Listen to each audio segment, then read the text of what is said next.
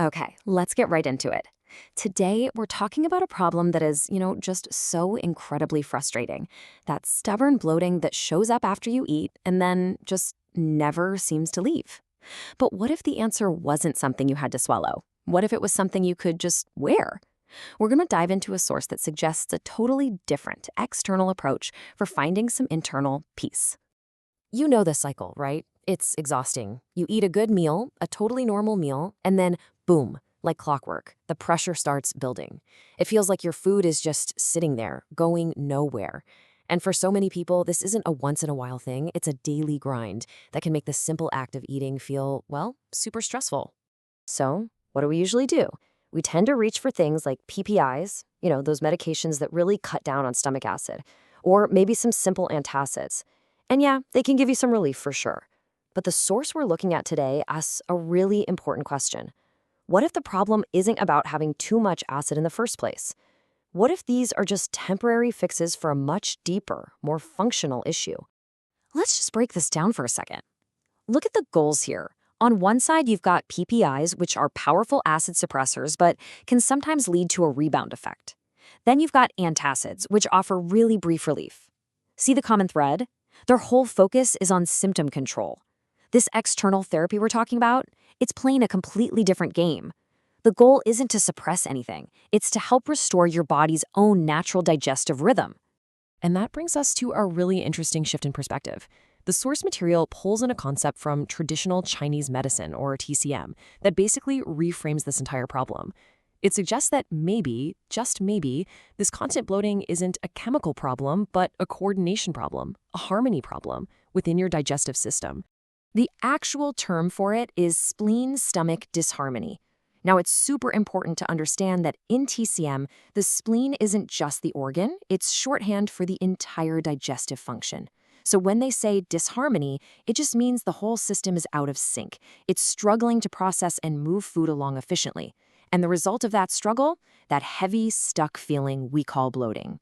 And I bet this pattern sounds pretty familiar. It's that bloating that hits right after a meal.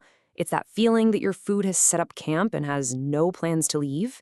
And look at what makes it worse. Stress, eating at all different times of the day, even having too many cold or raw foods like salads and iced drinks. According to this framework, this isn't just a random reaction. It's a whole pattern of poor function. Okay, so if the issue is this functional disharmony, then maybe adding more stuff into an already stressed out system isn't the best idea. So the source presents this alternative that fits perfectly with the TCM framework, one that is 100% external.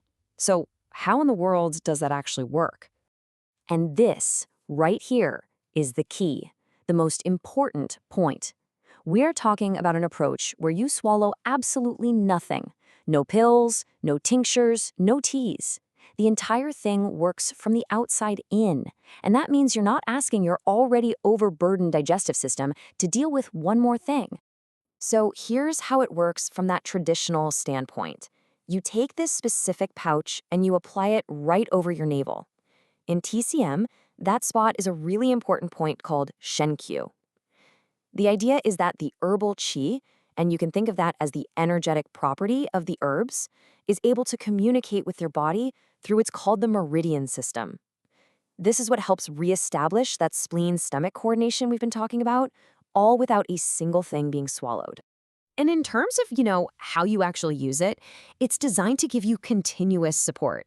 Each one of these pouches is worn for a full 72 hours. That's 3 days straight. And a typical treatment cycle is pretty straightforward. You use 3 of these pouches back to back, which gives you a really focused 9-day protocol aimed at helping restore that digestive harmony. But it's not just about the pouch. The source is really clear that this is part of a whole protocol. It's meant to be paired with supportive lifestyle habits that are all working toward the same goal. Things like eating at regular times, chewing your food well, choosing more warm, cooked foods, and just generally trying to take some of the strain of your digestive system.